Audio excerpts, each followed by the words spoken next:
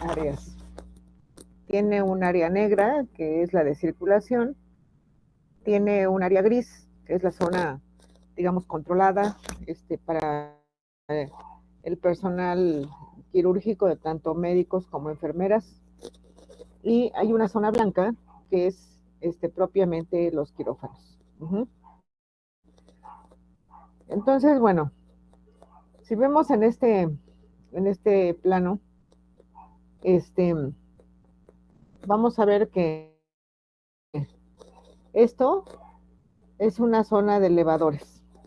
Dentro de las cosas que ustedes tienen que ir aprendiendo es también a poder identificar este em, un plano, o sea, saber cómo se lee un plano y las diferentes áreas que debe tener cada uno de los servicios médicos. Entonces, bueno, para esto normalmente hay que desarrollar los procesos de atención. Los procesos son cómo se mueve el paciente dentro de un área médica, cómo se mueve el personal. Y bueno, ahorita vamos a ver este croquis. Tenemos aquí, estos son elevadores. Tenemos elevadores que por ejemplo, se abre en esta zona. Aquí está, no hay paso. Acá están la batería de tres elevadores, y acá hay otros dos elevadores que se abren aquí.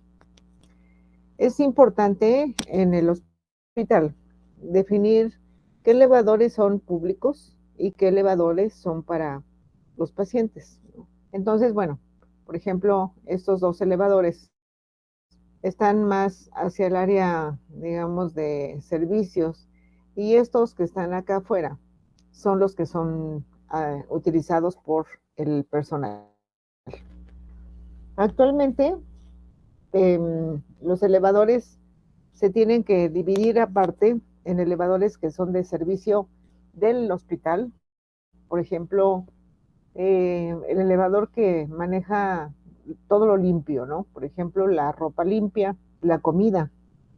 Y tiene que haber un elevador que maneje todo lo sucio.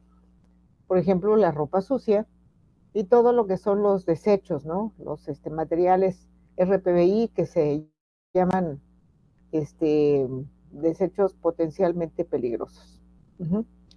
Entonces, bueno, por eso es que en los hospitales tiene que haber un número adecuado, pues, de elevadores para poder dar el servicio correctamente. Entonces, bueno, tenemos aquí los elevadores. Este es el pasillo por el cual entra el paciente.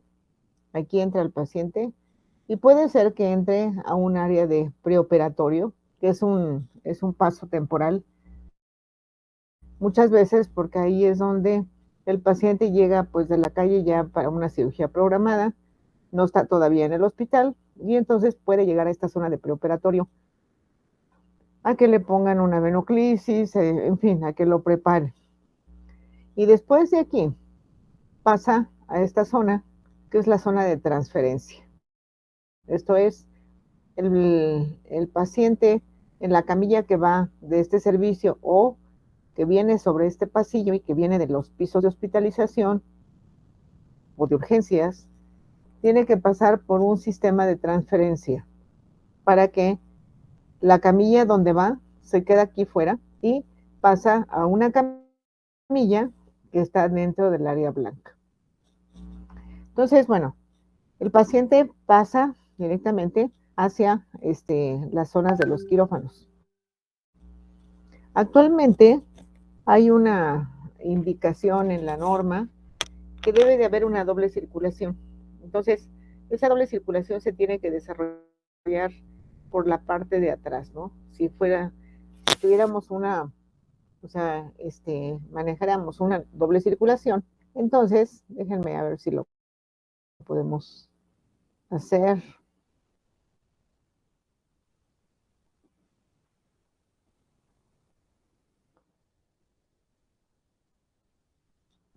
Entonces, esa doble circulación tendría que venir acá, ¿no? Vamos a dejarlas aquí. Esto es el área quirúrgica.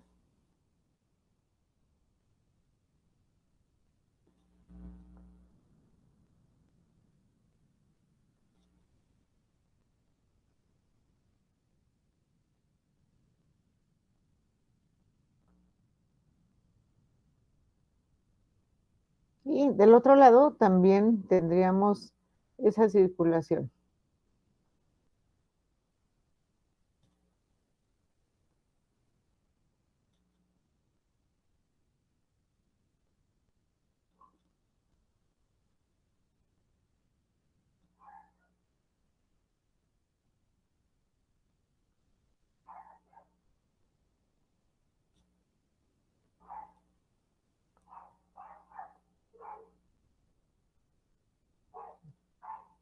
Ok. Entonces vamos a pensar que esta es nuestra doble circulación. Entonces el paciente entra en este pasillo al quirófano. Hacen el procedimiento y sale.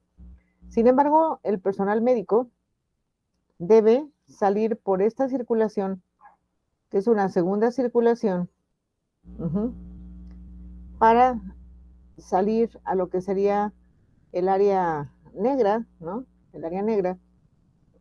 Y entonces, si va a volver a entrar, tiene que regresar a esta zona de vestidores para nuevamente cambiarse de ropa y todo esto y poder entrar.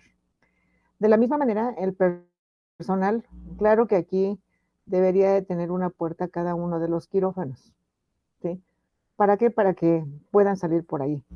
El objetivo de esto es que no haya circulaciones cruzadas. Esto es, el personal que entra aquí a los vestidores, ya sean médicos, enfermeras, tiene que haber siempre médicos, enfermeras y doctoras. Entonces aquí dejan su ropa, se ponen el uniforme quirúrgico. En esta zona hay una banca para el cambio de botas, o sea, para ponerse las botas para entrar al área de cirugía. Y obviamente los cirujanos, pues aparte deben tener su ropa acá, los bultos de ropa estéril, ellos entran y entonces los visten con ropa esterilizada. Y entonces, pues aquí ya está el paciente. Entonces, cuando termina la cirugía, el cirujano debe salir por esta puerta, dar toda la vuelta, salir aquí y venirse a desvestir, a cambiar. Y si tiene una cirugía más tarde, entonces tiene que volver a regresar y volverse a vestir nuevamente con ropa limpia. En esta zona también hay regaderas.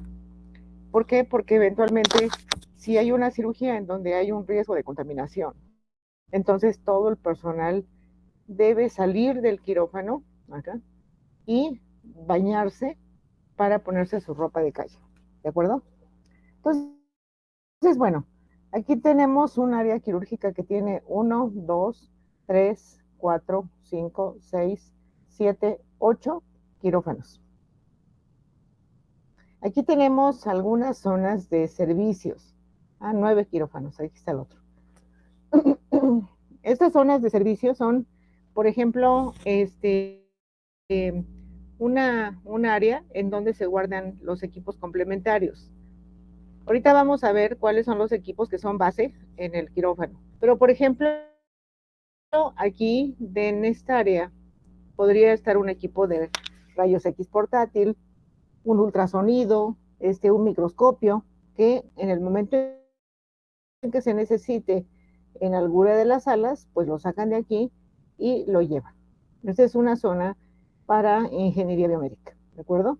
Y bueno, por otro lado también aquí, esto que está verdecito, son una zona en donde llaman a los familiares, debe haber un cubículo o dos cubículos, en donde llamen a los familiares para que el cirujano, en el momento que salga, pues venga y les dé el informe para saber cómo salió su paciente del procedimiento.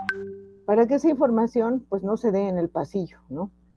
Y mucho menos pues cuando la información no es la que se quisiera, ¿no? No fuera la mejor. Entonces, debe de tener un sitio en donde de manera reservada, pues se puedan darle la información. El paciente, en el momento en que sale de los quirófanos, viene a el área de recuperación. El área de recuperación es un área de camillas y, y en muchas ocasiones este paso es abierto, lo cual quiere decir esta zona también es una zona blanca. ¿Por qué? Porque el paciente que está aquí, pues está todavía en un proceso para recuperarse de la anestesia y debe tener una vigilancia. Y si en algún momento se necesita que el médico le haga una evaluación, pues es más práctico que pase por esta puerta para que vaya a ver al paciente. ¿De acuerdo? Entonces, el paciente de cirugía, algunos pasan a recuperación, sin embargo, hay pacientes que pueden tener un problema mayor o que es una cirugía de alto riesgo y entonces lo que debe suceder es que vayan a las terapias intensivas.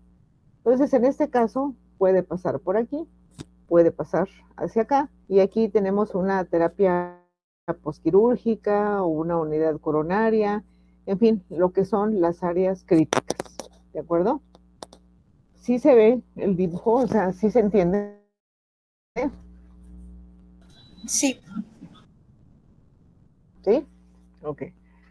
Entonces, bueno, área negra es toda la zona externa, todo lo que son circulaciones. Esto es la zona negra. Después tenemos la zona gris, que son todos estos servicios. Todos estos que están aquí en colores son el área gris. El área de preoperatorio, porque ahí es donde llega el paciente que viene de la calle para que lo vistan, para que lo preparen.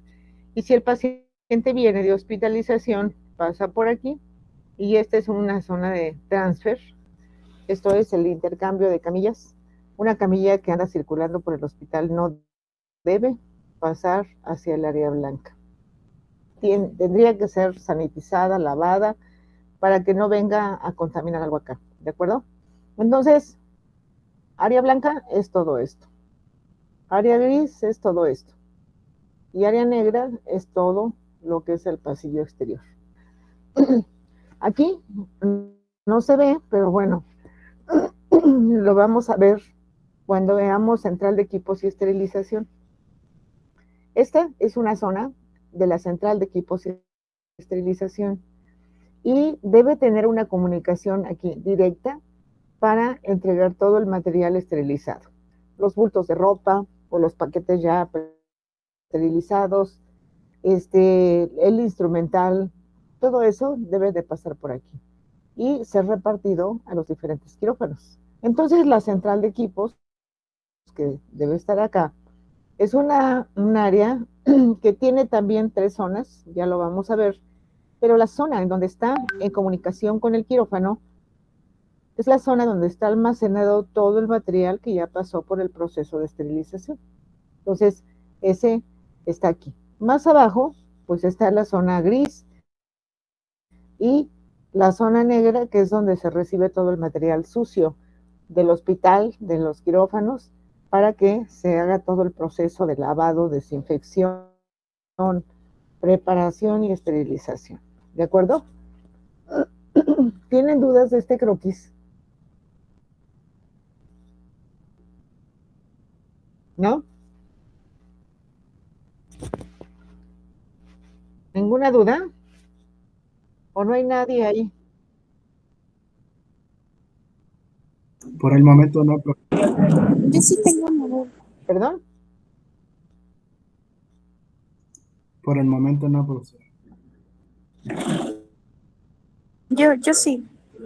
A ver, Nada más en la parte superior izquierda hay un como cuadrito ¿este? con, ajá, sí, ¿esa qué es? Son la salida de emergencia.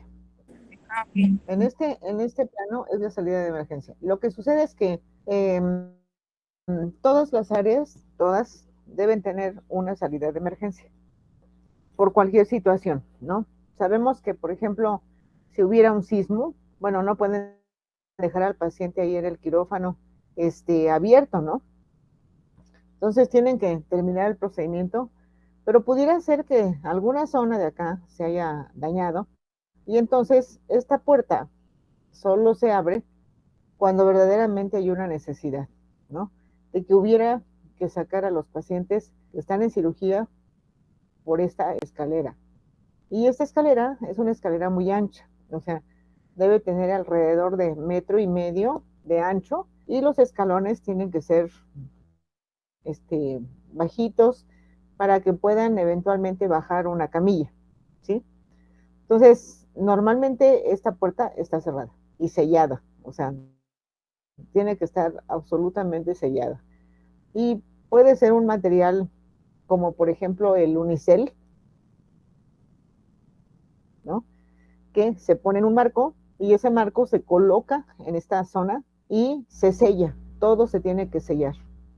Entonces, en el momento en que se va a abrir, es porque se va a destruir ese marco para que puedan sacar a los pacientes por acá, ¿de acuerdo? Ok, sí, gracias.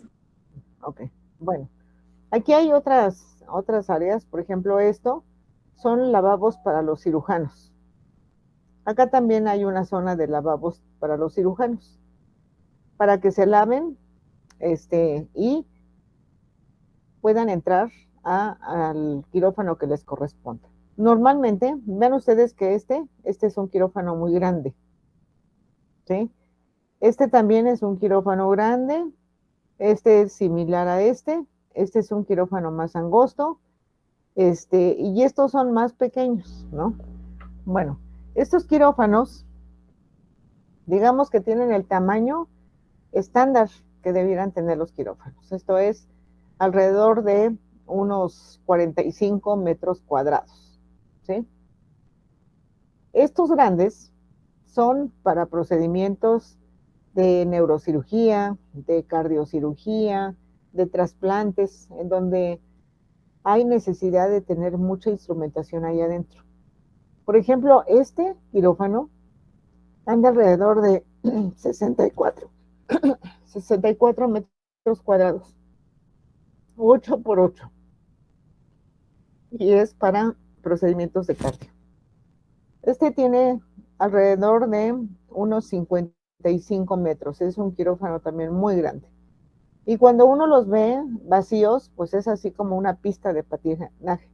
Pero ya cuando se conectan, se ponen todos los equipos del procedimiento, pues ya eso se hace pequeño. Vamos a ver en otro diagrama cómo debe de ser la utilización del área quirúrgica para que haya la seguridad de que no va a haber un riesgo de contaminación del personal que está dentro del quirófano, pero que no son los cirujanos. Tiene que haber pasillos de circulación para que no, uno no puede tocar a ningún cirujano, ni siquiera de la espalda. El cirujano es zona de seguridad, ¿de acuerdo? Entonces, bueno, uno de los, acá se ve,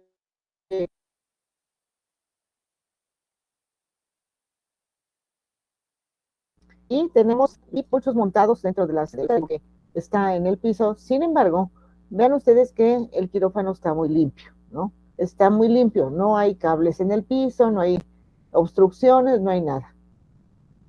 Y esta, bueno, es la mesa quirúrgica. Y lo que quiero que vean ahí esta es una rejilla de la inyección del aire filtrado, ajá, para el quirófano, y tiene que haber una extracción. Esa extracción está aquí en la parte de abajo. Entonces, el chiste de esto es que el difusor va a estar sacando el aire filtrado con filtros absolutos, pasa por aquí y se recoge en el extractor. ¿De acuerdo? Entonces, no quiere decir que esta pudiera ser la única zona de difusión. Muy probablemente acá en la otra pared hay otro sistema de difusión y que acá, del otro lado, debe tener una zona de extracción, una rejilla de extracción. Entonces, estas rejillas habíamos dicho que deben estar más o menos a 30 centímetros del piso, ¿de acuerdo? ¿Ok? Bueno, estas son unas imágenes de una terapia intensiva, que es digamos, los servicios que son complementarios como áreas críticas. Y obviamente aquí hay muchos diseños, ¿no? Si nos da tiempo, podríamos eventualmente ver qué necesita una terapia intensiva. Sin embargo, bueno, aquí lo que se busca es que el paciente tenga iluminación natural en el cuarto, de tal forma que pueda saber si es de día, de noche, porque si no, su ciclo circadiano se va a alterar y va a perder ubicación. Esas son cosas que pueden suceder si el paciente permanece varios días en una unidad de terapia intensiva. Pues tiene que haber iluminación natural, preferentemente pues una bonita vista para que el paciente pueda ver hacia afuera.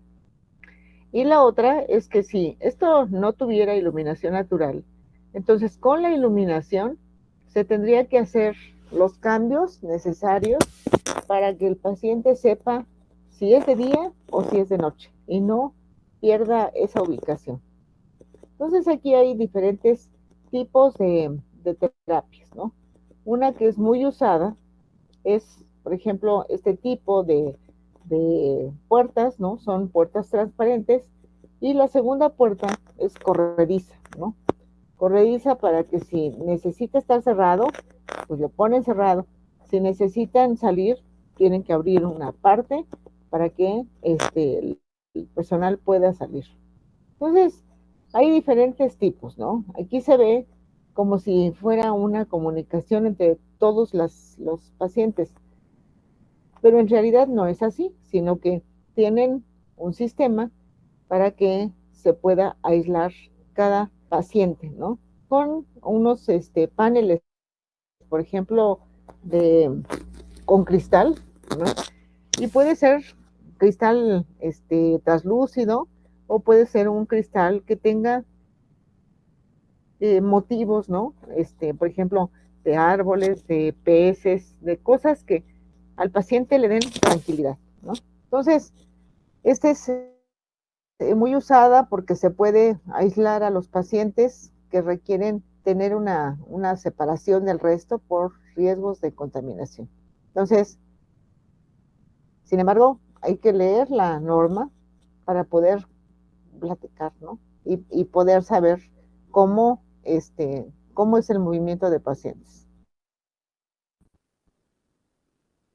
Muy bien, bueno, voy a poner la otra presentación para que vayamos viendo los equipos que se manejan en el quirófano. Entonces aquí tenemos pues nuestro quirófano. Este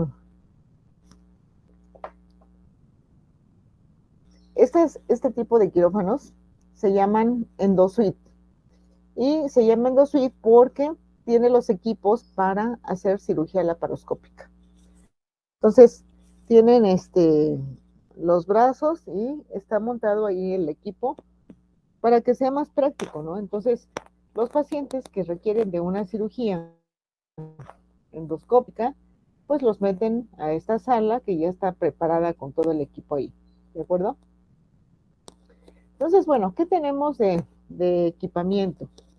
Bueno, pues tenemos las mesas Profe, quirúrgicas. Las ¿está mesas, compartiendo? sí. Es que no se ve. Ah, No. ¿no se ve? A ver, espera.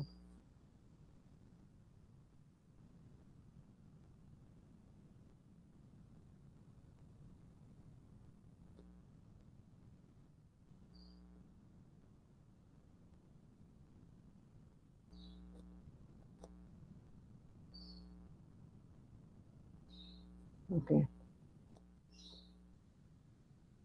ahí está. ¿Sí? ¿Ahora sí ya lo ven? Sí, ya se ve, gracias, profesor. Ok, bueno. Entonces, la mesa de cirugía anteriormente eran sumamente sencillas las mesas. Lo que tenían era así como esta mesa, tiene diferentes secciones. Tiene la sección de la cabeza, la sección del tórax, la cadera y las piernas. Entonces, bueno, con este diseño de mesa, obviamente pueden hacer una gran cantidad de cirugías, pero hay cirugías que requieren de un diseño de mesa especial. Por ejemplo, las mesas urológicas, ¿no? Las mesas urológicas tienen esta parte que está separada, o sea, queda una pierna en un lado y otra pierna en otro, porque eventualmente cuando tienen que hacer alguna cirugía con un endoscopio, pues el cirujano aquí frente al paciente y puede estar trabajando. Entonces, el tener esta mesa que se abren las dos piernas, pues le da muchas facilidades. Y estas mesas son muy versátiles. Por ejemplo, esta parte puede, ponga su cabeza en alguna soporte para que la pueda revisar el cirujano o en caso de una cirugía laparoscópica por el agua, el área, para que pueda de alguna manera sentarse el cirujano.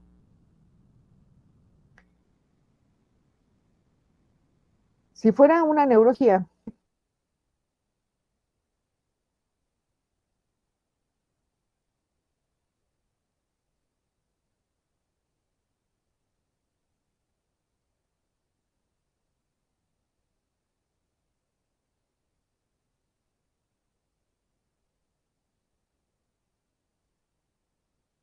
y el se sentaría en la parte de atrás de la cabeza para poder, cirujano puede trabajar, ¿no? Tal que le permita al cirujano trabajar, ¿no? Entonces aquí tenemos algunas medidas, ¿no? Por ejemplo, esta mesa mide 1,950 m y tiene un ancho de 48 milímetros. O sea, si nosotros vemos 48 milímetros es un diámetro no muy grande, ¿no?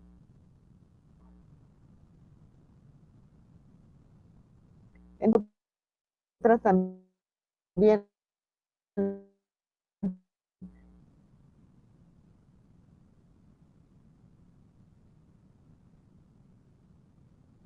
el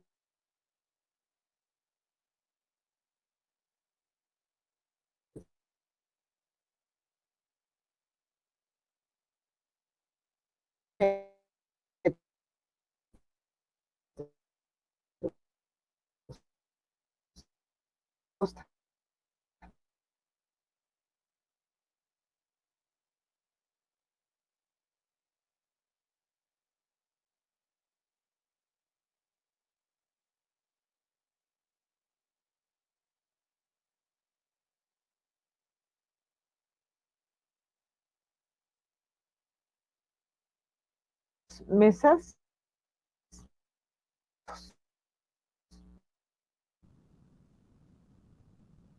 la única diferencia es que este tablón es ancho, ¿no? O sea, a lo mejor de 48 puede pasar a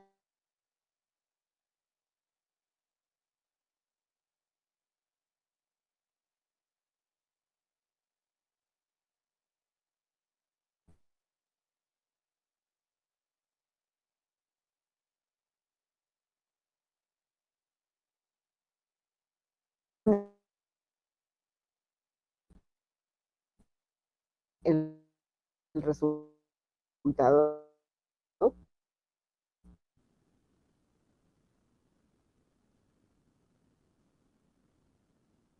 accesorios, pero tiene diferentes tipos de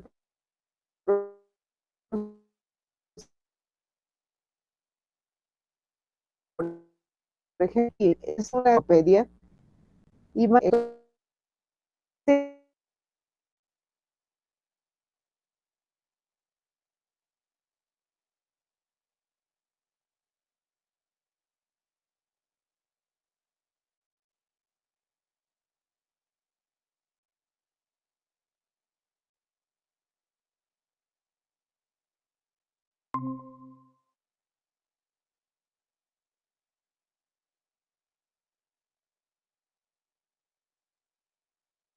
esto es que alcance bien, que la altura sea la correcta, y que funcione con el control que normalmente está aquí por la cabeza, ¿no? Ese control pues debe tener la posibilidad de poder variar las posiciones de la mesa. Actualmente hay una gran tecnología en las mesas, cosa que anteriormente no había. Todas las mesas eran como esta, cerradas. Este, no es que no se pudiera desmontar la cabecera, generalmente sí se podía. Pero, por ejemplo, esta tiene posibilidad de poco a poco irse moviendo para que se convierta en una silla para algunos tipos de cirugía. Por ejemplo, cuando el paciente tiene algo en la hipófisis está a la altura del hueso de la nariz hacia atrás en medio. Entonces, pues sí, necesitan saber qué accesorios debe tener una mesa para que sea versátil. Ujú. Entonces, la primera pregunta es saber si es de funcionamiento mecánico o es una máquina electrónica. Eso tienen que ustedes evaluarlo. Después, dice, es conveniente para operación de cabeza. Ok. Sí, o sea, si se enteran de un evento, ¿no? Por ejemplo, el de ayer, bueno, pues entonces deben de ir, ¿no? Con todo lo necesario para ir al procedimiento o a lo que se requiere. Entonces aquí dice que debe ser conveniente para las operaciones de cabeza, porque les decía, normalmente si va a ser una cirugía de cabeza, pues quitan este soporte para que el médico pueda trabajar en la zona de la cabeza. Cirugías de cuello, cirugías de abdomen, de y yo solo, a ver, aquí tenemos accesorios como por ejemplo de la cabeza, del cuello, del abdomen, del pecho, las piernas, que en algunos casos se abren, para cirugía general y cirugía ginecológica. También hay toda una familia de mesas que la base está fija en el quirófano y las cubiertas son intercambiables. Por ejemplo, si ese fuera el caso, esta columna estaría anclada al piso.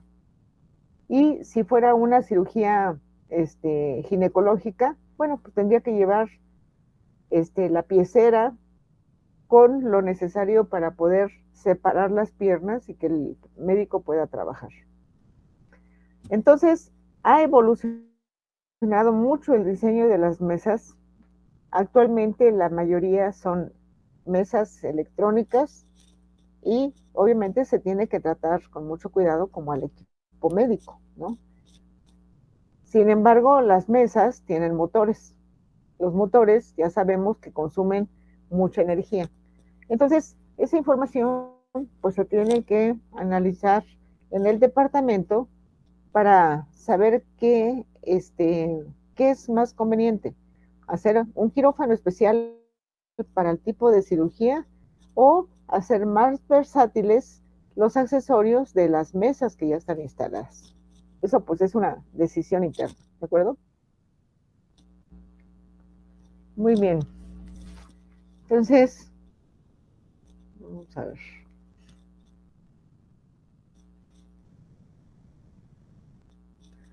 Tenemos aquí la máquina de anestesia. las máquinas de anestesia han ido evolucionando muchísimo en los últimos años. Y depende de venga la máquina de anestesia. Si es una eh, marca nacional o si es internacional, pero es de Norteamérica, o si no es de personas en México y tienen a veces ingenieros que se llevan de aquí para que atiendan esa área, porque muchas veces, bueno, pues las personas tienen que adecuarse al idioma, ¿no? De la gente que llega a presentar, pues solicitar información, a programar un procedimiento, en fin, ¿de acuerdo? Entonces, por otro lado, las máquinas de anestesia, por ejemplo, esta máquina fue diseñada por eh, esta marca, que ahora es Dräger, anteriormente no era Dräger, era otra marca, y sin embargo es la misma máquina, es la misma máquina. ¿Qué es lo que sucede? Pues que de repente cuando se tiene que hacer cambio de tecnología, bueno, o sea, lo ideal es que del equipamiento que tenga esa área, pues sería buscar complementos que tengan los mismos requerimientos para que entonces se pueda apoyar al área de, por ejemplo, de admisión o el área de recuperación a mejorar sus condiciones. Uh-huh. Y entonces, por ese motivo, bueno, pues hay que analizar, ¿no? ¿Qué es lo que se necesita? En el ejercicio, de alguna manera que tuvimos la semana pasada por el fallecimiento de alguna persona, pues se terminaba la reunión y se empezaba pues todo el proceso de limpieza, de desinfección, de esterilización y por otro lado, este, las personas terminando su sesión o terminando su turno, pues tenían que entrar a un proceso de relajamiento, ¿no? Pero siempre tendiendo a no salirse de las áreas hospitalarias. Esto ustedes lo han visto, lo viven de repente, en donde ven que, bueno, el personal de enfermería, pues en lugar de hacer cambio de ropa para poder salir a la calle, salen con el uniforme quirúrgico. ¿Quién ha visto eso? Sí, yo lo he visto muy seguido. ¿Sí lo han Sí. visto? Casi no te escucho. Que sí, yo lo he visto muy seguido eso. Bueno, en principio los médicos no deben salir con el uniforme del hospital, por muchas razones, porque se van al puesto de la calle y si ellos traen algo del quirófano, pues empiezan a contaminar, ¿no? La gente que esté cerca, pues, de esa persona. Entonces, la tendencia es que cada quirófano, pues, se ubique dentro de la planta para que se pueda optimizar el uso y, por otro lado, también ver qué va a necesitar. Aquí tenemos estos dos accesorios. Aquí son los flujómetros de los gases, ¿no? Habíamos dicho que lo mínimo que debe tener es aire y oxígeno en estos flujómetros, ¿sí? Y acá tenemos los vaporizadores, ¿no? Que en general, pues el vaporizador se maneja vaciando el anestésico líquido y el vaporizador, pues lo que hace es justamente eso, vaporizar el líquido y sacarlo como gas. Entonces, de estos flujómetros hay un sistema que es el de mezclado, ¿no? Eso es un sistema de mezclado para que se pueda definir el porcentaje de concentración que va a darse al paciente de oxígeno.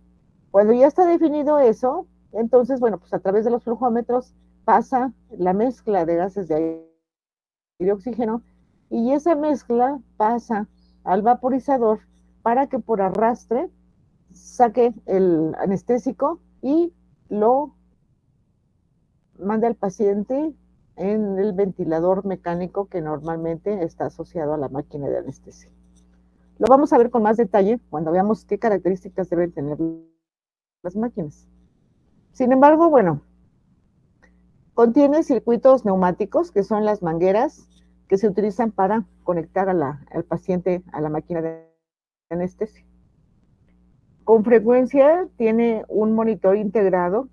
En esta parte, aquí se ve una pantalla en donde se muestran los parámetros de volumen, del volumen que se le está dando al paciente.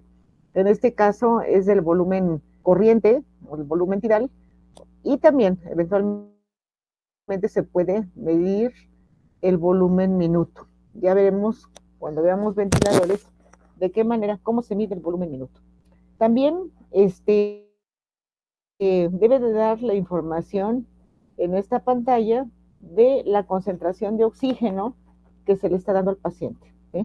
A lo mejor son 50-60% de oxígeno, es una mezcla, ¿no?, de los flujómetros de aire y de oxígeno para dar la concentración que se solicite.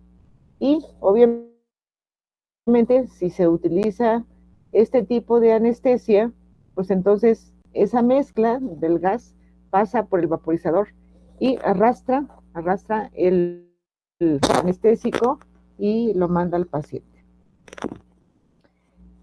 Como todos los equipos de monitoreo de parámetros, este monitor lo que mide y lo que muestra es el funcionamiento respiratorio del paciente. Aquí normalmente está el ventilador mecánico integrado, y entonces a través de las mangueras pues se puede estar viendo cuál es la concentración de oxígeno que se le está dando al paciente. Y cuando expira, pues tenemos que medir cuánto aire expiró, porque eso es lo que realmente le entró al paciente, lo que saca. Entonces, bueno, debe tener un sistema de monitoreo del volumen expirado del paciente. Y cada uno de ellos debe tener sus alarmas. Sin embargo, es muy común que en el quirófano no se utilice que le pongan las alarmas, ¿no? Eso no está bien, en general no está bien, porque a pesar de que el anestesiólogo siempre está ahí a la cabeza del paciente, pues debe tener una alerta, ¿no? En caso de que, por ejemplo, haya una fuga en el circuito, y nosotros estamos pensando que le estamos dando, por decir algo, 600 mililitros, y resulta que en realidad le estamos dando 400 mililitros, ¿no? Entonces, siempre se tiene que monitorear aquí cuál es el volumen que se está dando al paciente con cada respiración, ¿de acuerdo? Muy bien. Bueno, la máquina puede tener estas dimensiones. Si fuera esta es una máquina norteamericana, pero si fuera una máquina europea, pues vamos a ver que es una caja cerrada en donde está todos los controles. Va a tener un monitor que sí está a la vista, pero ya no podemos ver mucho porque el diseño de las máquinas es cerrado. Aquí sí podemos ver que tiene 3 flujómetros y que uno debe ser aire, otro de oxígeno y el otro es de carne mezclada.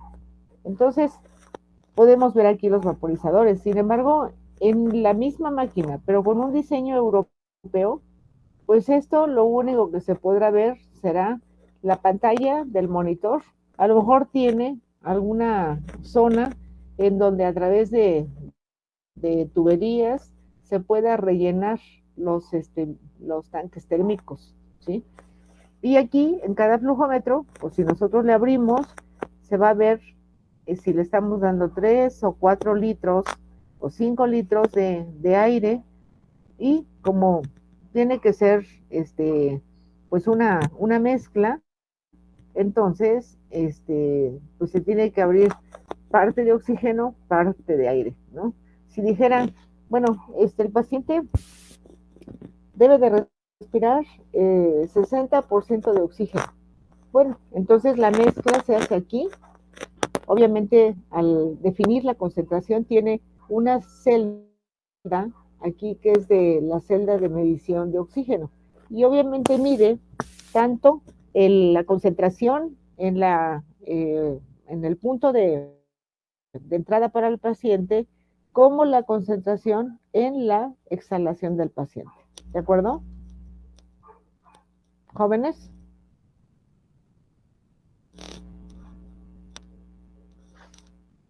¿No hay nadie? Sí, profesora. Bueno, ok. Antes de que se nos vaya a pasar una lista. Y seguimos. A ver. Vamos a ver. Calderón. Díaz Pérez. Guzmán Aquí estoy. Cervantes. Presente, profesora. Palma. Cortés Silva. Cortés Presente, profesora. Presente. Ochoa. Vázquez Julián. Gómez Becerril. Presente, profesora. Gómez Becerril. Ramírez Miranda. ¿No está? Valverde Alonso. Cristal. Presente. González Gutiérrez. ¿No está? López Rentería. Presente, profesora. Osorio Guzmán. Presente, profesora. Pulido Campos. No está. Ok. Hoy faltaron muchos. Muchos.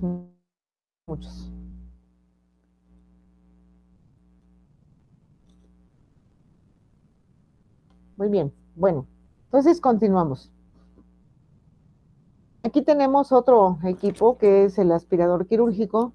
Muchas veces se ponen aspiradores adicionales a lo que es la aspiración con bomba de vacío o el aspirador a través del sistema Venturi, porque eventualmente el médico insiste en tener aspirador adicional por el tipo de cirugía que vaya a hacer y que genera pues mucha uso de agua y obviamente tienen que estarlo aspirando. Entonces este es un aspirador quirúrgico que obviamente tiene consumibles que pueden ser desechables. Entonces lo que nosotros tenemos que decir, bueno, ¿queremos consumibles desechables o queremos consumibles que se puedan reesterilizar, ¿no? Esa parte, ¿no? De los frascos es lo que realmente pues, posible que nosotros pudiéramos cambiar en cada una de las cirugías, por ejemplo, ¿no? Entonces el aspirador quirúrgico. Vean ustedes que tiene como flujo mínimo 34 litros por minuto. O sea, es una aspiración muy fuerte y bueno, también se tiene que decidir si sí se utiliza de ese tamaño o no se utiliza. Entonces el rango de regulación de la presión, igual, a ver, aquí tenemos, ok. Entonces tenemos un rango de regulación que puede ser mayor a 635 milímetros de mercurio. ¿Se acuerdan cuánto habíamos dicho que era el vacío de la toma central? ¿Se acuerdan que lo habíamos comentado antes?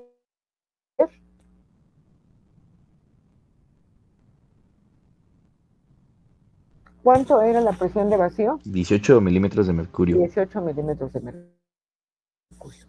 Entonces, sin embargo, estos aspiradores pueden tener una mucho mayor capacidad de aspiración para poder estar limpiando al paciente. ¿De acuerdo? Ok. Bueno, tenemos también las lámparas quirúrgicas. Las lámparas quirúrgicas, pues hay de diferentes tipos. Actualmente las lámparas que se utilizan son las lámparas de LED. Anteriormente, pues eran de focos, ¿no? Luz fría, debe ser una luz fría, pero ¿qué características deberá de tener la iluminación de las lámparas quirúrgicas? ¿Qué pedirían ustedes que debe cumplir? ¿Que fueran incandescentes? Bueno, el que sea incandescente querría decir que es de filamento, ¿no? Que el filamento es el que es incandescente y de esa manera se ilumina.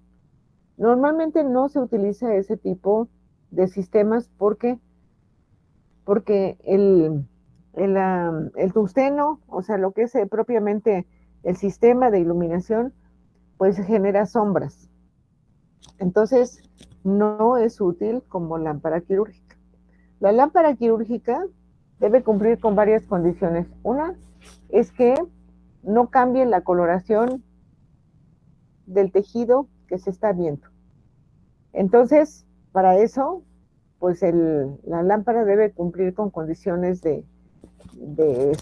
técnicas como para eso. ¿Cuál es la mejor iluminación? Pues yo había visto que las lámparas quirúrgicas tienen LEDs con luz y amarilla. Y tiene un controlador que va ajustando la intensidad de los LEDs. Entonces de esa manera se ven mejor los tejidos y hacer con luz azul, con luz amarilla. Ok. Bueno, pero en general, ¿cuál es la mejor iluminación?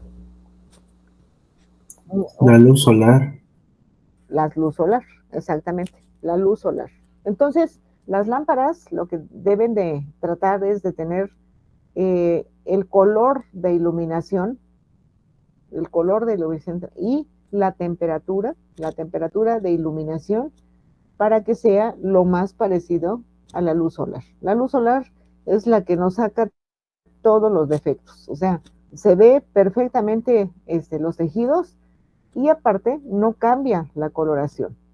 Entonces, si nos ponemos al sol, ese color que tenemos ese es el que nosotros tenemos. Sin embargo, si uno entra y se expone a luz fluorescente, cambiamos de color. O luz fluorescente, incandescente, cambiamos de color. Y lo que se trata con las lámparas quirúrgicas, pues es que no haya cambio de coloración, sino que el cirujano esté viendo realmente el color de los tejidos en donde está trabajando. Entonces aquí tenemos algunos puntos. Uno es la capacidad de iluminación. La cantidad de luxes que va a dar. ¿De qué va a depender? Pues del tamaño de la lámpara, ¿no? Hay lámparas que son muy pequeñas, 30 centímetros de diámetro, pero hay otras que son 60 centímetros y otras más grandes, ¿no? Entonces, aquí tenemos 90,000 luxes, 110,000 luxes, 160,000 y esta otra también es de 160,000. Normalmente, entre más iluminación tenga, pues generalmente se hace a través de 2 satélites, ¿no? De 2 satélites. Y cuando ustedes prueban una lámpara quirúrgica, pues lo que deben de hacer es poner las manos y ver que efectivamente no hay un cambio de coloración de lo que uno ve fuera de la lámpara que dentro de la lámpara, ¿de acuerdo? Entonces ese es el área, digamos, de la cúpula, 49 centímetros, 66.5 centímetros, 69.5 y 78.5. Son los diámetros de las lámparas. Luego tenemos aquí otros parámetros, ¿no? Sin embargo, aquí hay uno muy importante que es la temperatura de la luz. Entonces, la temperatura de la luz es qué tan parecido es la iluminación de la lámpara con lo que sería la iluminación solar. Entonces, bueno, aquí está hablando de la temperatura de luz en porcentaje. O sea, estos son datos técnicos de algún sistema que se está generando de ¿cómo se llama? De iluminación. Entonces, aquí vamos a estar viendo los diferentes opciones. La temperatura del color. Aquí tenemos 4400, 4400, esta es la misma. Lo que quiere decir es que pues es una lámpara que tiene un nivel de temperatura del color que es bueno y que se mantiene en las diferentes opciones que tienen de tamaño de la lámpara. Aquí desde 49 centímetros, 66.5, 69.5 y 78.5. Entonces, bueno, con esto nosotros podemos evaluar la lámpara que nos conviene, ¿no? Este tipo de cuadros, ustedes los deben aprender a generar para poder tener una evaluación de lo que realmente nos está dando un equipo. Vamos a hacer ejercicios con la evaluación de algunos equipos también, ¿de acuerdo? Entonces aquí hay otros parámetros que pueden ayudarnos a decir, bueno, la mejor lámpara es este modelo, ¿no? El modelo 60. A lo mejor el modelo 80, pues ya no es muy práctico porque seguramente va a tener un diámetro mayor. Y no siempre el tener una lámpara con un diámetro grande es la mejor opción. Por otro lado, bueno, pues se tiene que llevar a cabo la revisión de los diferentes parámetros técnicos. Hola, ¿siguen ahí? Sí, Sí. bueno, creo que alguien primero quería hablar. Mejor A me ver, espero. díganme, ¿qué pasó? Bueno, yo, y bueno, el diámetro, más o menos así en general, como a qué se basaría, o bueno, cómo nos basaríamos nosotros a elegirlas. Bueno, depende del tipo de procedimientos que vayan a hacer, ¿no?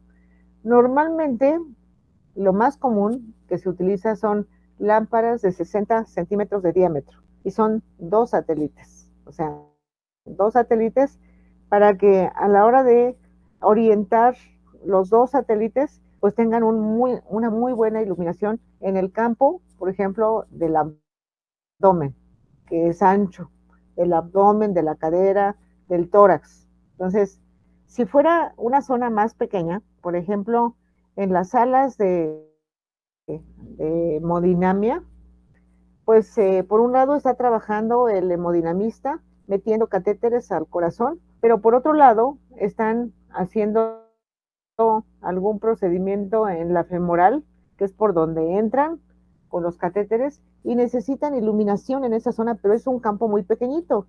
Entonces, pues ahí sería deseable